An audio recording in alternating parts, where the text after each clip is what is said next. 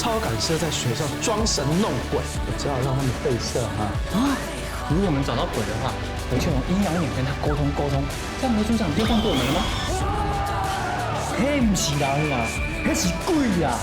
我有不好的预感呐。鬼影啊！你们没看到吗？如果你继续留在人间，就会开始害我。我不会就像那个人。八大戏剧台每周六晚间8点，超感应学员